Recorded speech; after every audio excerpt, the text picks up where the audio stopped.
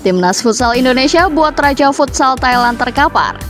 Kode keras calon kiper baru Timnas Indonesia. Sah jadi WNI, ini janji Kevin Dix pada Indonesia. Ulah Israel dalam tragedi memalukan di Amsterdam. Ancelotti gelar pertemuan darurat dengan pemain Real Madrid. Ada apa? Mimin kembali ingetin agar kalian subscribe dan nyalakan lonceng notifikasinya dulu agar tak ketinggalan berita terupdate dunia sepak bola dari Starting 11 News. Kaos spesial dari Starting 11, merchandise edisi Timnas Day. Klik link di deskripsi untuk pre-order ya.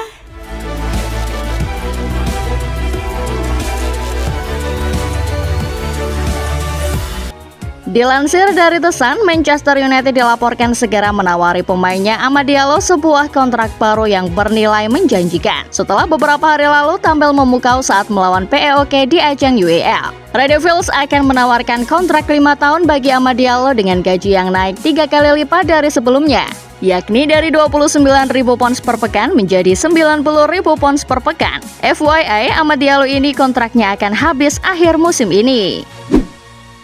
Kabar berikutnya datang dari Jose Mourinho yang ternyata ingin melatih Newcastle. Goal mewartakan bahwa Jose Mourinho tengah mengincar posisi pelatih di Newcastle United. The Special One mengatakan dirinya siap kembali ke Liga Inggris dan telah meminta agar terus diberitahu tentang lowongan pekerjaan pelatih di Newcastle.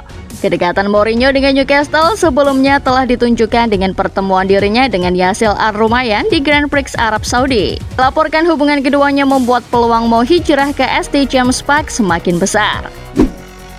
Dari Mourinho pindah ke kabar dari Carlo Ancelotti. Dilansir dari Goal, Ancelotti dilaporkan telah mengadakan pertemuan darurat dengan para pemain Real Madrid pada hari Jumat 8 November 2024 di Valdebebas. Semua pemain dan staf dikumpulkan untuk menemukan solusi atas masalah yang sedang mereka hadapi. Menurut laporan, di pertemuan tersebut Ancelotti tidak menyalahkan para pemain secara individu, melainkan tim. Disebutkan juga bahwa di pertemuan darurat tersebut ditampilkan data statistik visual lengkap yang memperlihatkan menurunnya performa tim. Pertemuan darurat juga akan dilakukan di Italia, tepatnya di AS Roma.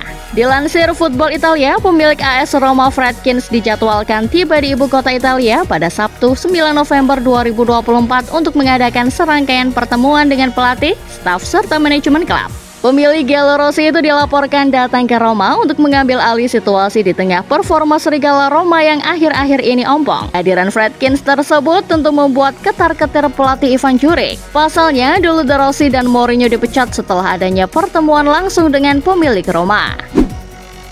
Masih kabar dari sepak bola Italia. Dilansir dari Goal, Presiden Juventus Gianluca Ferrero mengatakan pihak Juventus kini telah melunasi hutang Cristiano Ronaldo. Juventus telah menuruti permintaan pengadilan Turin yang menyuruh pihaknya membayar sebanyak 50% tuntutan gaji dari pihak CR7. Meski Bianconeri kini telah bersedia melunasi hutang, pihaknya masih berharap untuk menerima sejumlah ganti rugi dari kasus ini dengan cara mengajukan banding ke pengadilan Turin. Beralih ke kabar berikutnya dari Belanda. Dilansir dari The Sun, kota Amsterdam bergejolak pada Kamis malam pasca laga UEL antara Ajax versus Maccabi Tel Aviv. Terjadi kerusuhan dipicu oleh para fans Tel Aviv dengan menyobek dan membakar bendera Palestina, serta merusak toko-toko yang ada di kawasan Amsterdam Arena. Mereka juga meneriakkan slogan-slogan anti orang Arab. Berkat ulah tersebut, para akamsi setempat yang juga banyak orang keturunan Arab menyerang fans Tel Aviv. Bentrokan pun tak terhindarkan. Israel sampai mengirimkan pesawat bantuan khusus untuk mengevakuasi warganya dari Amsterdam. Sementara itu di Prancis, klub PSG baru-baru ini dianggap publik pro-Palestina sebagai klub yang anti pada Palestina. Dilansir dari Get Football News France, PSG dianggap anti-Palestina karena telah mengambil keputusan untuk menindak kelompok supporter yang membentangkan tifo soal Palestina di laga UCL saat melawan Atletico Madrid. Pihak PSG menindak aksi tersebut dengan dalih bahwa tindakan itu bermuatan politik dan tidak lagi diperbolehkan muncul di Stadion Parc des Princes.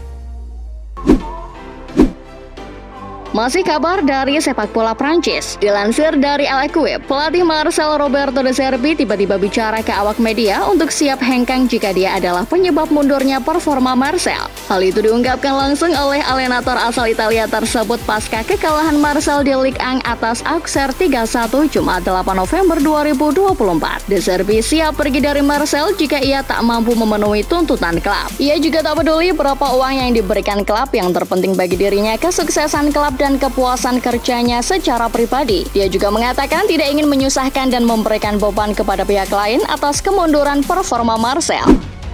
Sementara itu, untuk ajang penghargaan Copa Trophy Awards 2024 yang dimenangkan oleh Lamine Yamal, ternyata ada secuil andil dari para pemain Real Madrid. Dilansir dari tweet Fabrizio Romano, pemain yang pernah membela El Real Karim Benzema serta pemain senior Luka Modric ternyata memberikan suaranya kepada Lamine Yamal, alih-alih ke pemain Real Madrid. Terbukti dalam vote-nya, dua pemain tersebut hanya menempatkan Arda Güler di posisi kedua di bawah Yamal. Beralih ke kabar lainnya, dilansir dari The Sun, Pep Guardiola kembali dicecar oleh wartawan soal tanggapan tentang tawaran dari timnas Brasil pasca laga melawan Sporting di UCL. Pertanyaan itu muncul karena sebelumnya tersiar kabar bahwa pihak Selecao ternyata terus menghubungi Pep lewat sambungan telepon soal kesediaannya menjadi pelatih timnas Brasil. Tawaran itu datang menghampiri Pep di tengah masa depannya yang belum pasti di Manchester City, serta keinginannya untuk menangani sebuah tim nasional. Menurut laporan, Pep sangat diharapkan bisa membawa timnas Brasil mengakhiri penantian juara dunia selama 24 tahun di Piala Dunia 2026 nanti. Lanjut ke kabar selanjutnya dari sepak bola tanah air. Dilansir dari CNN Indonesia, Timnas Futsal Indonesia secara fantastis telah menumbangkan sang raja futsal ASEAN Thailand dengan skor 5-1 di babak semifinal Piala AFF Futsal 2024, Jumat 8 November 2024. Bayangkan, sejak Piala AFF Futsal digelar selama 17 kali, Thailand ini sudah 16 kali menjadi juara. Satu kali Thailand gagal raih juara, yakni ketika mereka absen tampil pada edisi 2010. Namun kini rekor ciamik Timnas Gajah Putih itu akhirnya runtuh juga di tangan Timnas Indonesia. Lebih hebatnya lagi, Indonesia meraih kemenangannya dengan telak dan diraih di markas Thailand. Berkat kemenangan fantastis tersebut, Indonesia nantinya akan menghadapi Vietnam di babak final Piala AFF 2024. Beralih ke kabar dari Kevin Dix yang baru saja resmi sah menjadi warga negara Indonesia setelah menjalani sumpah di KBRI Copenhagen, Denmark, Jumat 8 November 2024. Dilansir dari bola.com, pasca disumpah menjadi WNI, Kevin Dix pun langsung mengikrarkan janji untuk memberikan segalanya bagi timnas Indonesia. Kevin Dix juga mengirimkan pesan kepada Presiden Indonesia Prabowo Subianto bahwa ia senang menjadi bagian dari warga negara Indonesia. Tak lupa, Kevin Dix juga berterima kasih atas semua dukungan pihak terkait dan terutama seluruh pecinta sepak bola tanah air. Saya akan berjanji memberikan segenap darah, keringat, serta air mata saya untuk Indonesia, kata Dix. Kabar berikutnya datang dari persiapan jelang laga Indonesia versus Jepang 15 November mendatang. Dilansir dari bola.net, Ketum PSSI Erick Thohir mengecek kondisi rumput Stadion Utama Gelora Bung Karno pada Jumat 8 November 2024. Erick Thohir ditemani oleh Direktur Utama Pusat Pengelolaan Komplek Gelora Bung Karno Rahmadi Afif Kusumo dan Sekjen PSSI Yunus Nusi. Alhamdulillah, kondisi rumput GBK saat ini saya rasa terbaik yang pernah saya rasakan, kata Erick. Tak lupa, Erick Thohir mengatakan bahwa sebagai tuan rumah harus mempersiapkan segalanya dengan sempurna. Apalagi menurutnya, dari pihak FIFA dan AFC kemungkinan juga akan mengirim orang untuk mengecek kondisi GBK. Beralih ke kabar lainnya, dilansir dari TV One News, setelah terjadi saling serang ejekan di media sosial antara netizen Malaysia dan Indonesia. Ejekan tersebut berawal dari tweet akun netizen sepak bola Indonesia @gilabola_ina yang membagikan sebuah foto hanya ada 9 tim yang lolos ke Piala Asia U20 2025 dan Piala Asia 2027. Termasuk diantaranya adalah Indonesia. Lantas kemudian akun X yang biasa membahas sepak bola Malaysia @OneFootballM merasa kepanasan dan membalas tweet tersebut dengan menyenggol timnas Indonesia yang belum memiliki Piala AFF. Punya AFF tak? Tulis akun @OneFootballM. Balasan tweet tersebut akhirnya membuat beberapa netizen sepak bola Indonesia berang dan menyindir balik timnas Malaysia yang tidak lolos ke babak ketiga kualifikasi Piala Dunia 2026. Sementara dari kabar lainnya, rival timnas Indonesia lainnya yakni timnas Vietnam dilaporkan terancam harus pindah kandang saat melawan timnas Indonesia di ajang Piala AFF 2024. Dilansir dari Super Bowl, hal tersebut terjadi lantaran markas mereka Stadion Maidin akan digunakan untuk konser musik pada 7 Desember.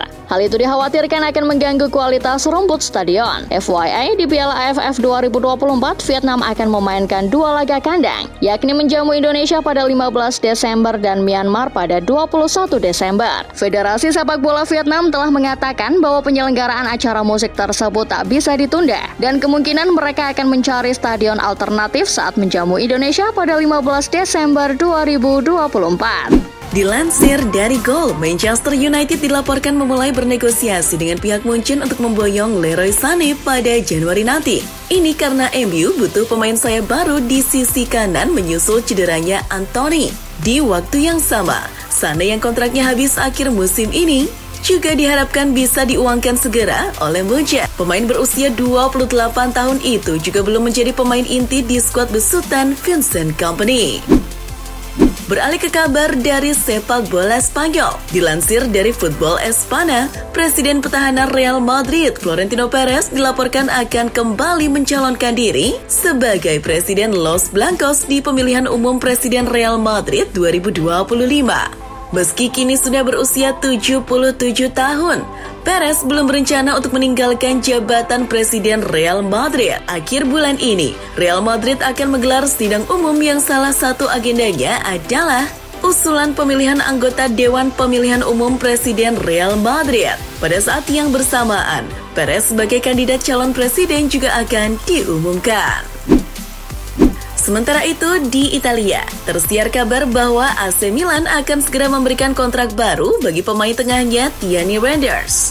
Dilansir dari Goal, kakak pemain timnas Indonesia Eliano Reinders tersebut akan mendapatkan kenaikan gaji yang signifikan dalam kontrak barunya. Pihak Rossoneri menyebut pemain asal Belanda tersebut akan mengalami kenaikan gaji dari 1,7 juta euro menjadi 3,5 juta euro dengan durasi kontrak hingga tahun 2030. Ini dilakukan untuk memagari sang pemain dari derasnya tawaran klub-klub Liga Inggris. Kabar selanjutnya datang dari sepak bola Jerman. Dilansir dari Get Football News Germany, gelandang serang klub Heidenheim Paul Warner dilaporkan menolak bergabung dengan timnas Jerman meski telah dipanggil Julian Nagelsmann untuk laga Nation League November ini. Menurut laporan, alasan utama penolakan pemain 18 tahun tersebut dikarenakan ia masih ingin membela timnas Jerman U21. Ia merasa masih butuh menit bermain lebih banyak timbang sekedar jadi penghangat bangku cadangan di tim senior karena harus bersaing dengan pemain seperti Musiala, Wirtz, dan juga lainnya. Dari Jerman kita terbang ke Prancis. Dilansir dari Get Football News France, Samir Nasri dilaporkan akan segera menjadi asisten pelatih Jorge Sampaoli jika pelatih asal Argentina itu jadi ditunjuk sebagai pelatih baru Rennes. Menurut laporan, Sampaoli sudah mencapai kesepakatan prinsip untuk menggantikan pelatih Rennes yang dipecat, yakni Julian Stapan. Kedekatan Nasri dan Sampaoli di Sevilla pada musim 2016-2017 dinilai jadi faktor kenapa keduanya akan kembali bekerja sama. Nasri sendiri kini masih bekerja sebagai pakar di acara sepak bola Canal Plus. Masih dari kabar sepak bola Prancis. Dilansir oleh L'Equipe, sehari setelah kekalahan melawan Atletico Madrid di UCL, pemilik PSG Nasser Al-Khelaifi langsung mengumpulkan seluruh staf dan pemain PSG di daerah Poissy.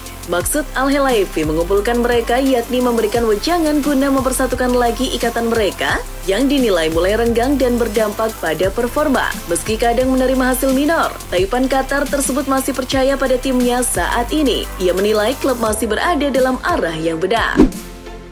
Beralih ke kabar selanjutnya dari Liga Gurun Pasir. Goal menyebutkan penampilan menawan Cristiano Ronaldo di Al Nassr saat membantai klub Uni Emirat Arab Al Ain di Liga Champions Asia telah berakibat fatal bagi pelatih Al Ain yang juga merupakan legenda timnas Argentina, Hernan Crespo. Pasalnya, selang sehari kekalahan tersebut, mantan pemain Chelsea itu diberhentikan sebagai pelatih. Crespo dan beberapa stafnya diberhentikan karena dianggap tak mampu menaikkan performa Al Ain yang terus menurun musim ini. Di Liga Uni Emirat Arab sendiri, Al Ain sementara masih berada di posisi 8 dengan 5 poin.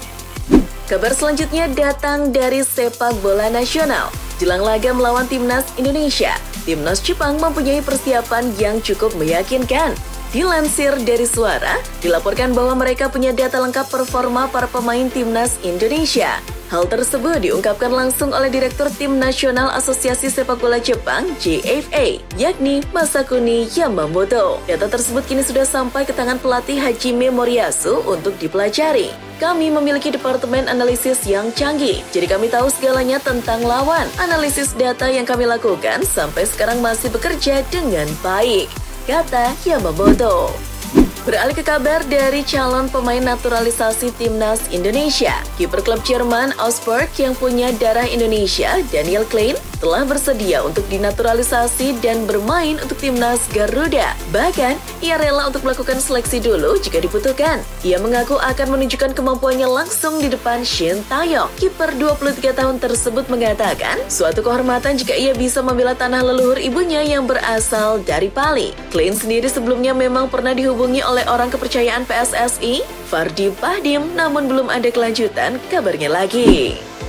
Sementara dari kabar lainnya, jelang laga Timnas Indonesia melawan Jepang, pelawak sekaligus anggota DPD RI Alfian Syah Bustami alias Komeng ikut memprediksi hasil laga tersebut. Dilansir dari CNN Indonesia, Komeng memprediksi dengan canda jika laga akan berakhir dengan skor 3-2 untuk kemenangan Indonesia. Tak lupa, Komeng juga berkelakar dengan mengatakan, Indonesia versus Jepang, sudah pasti Indonesia yang menang.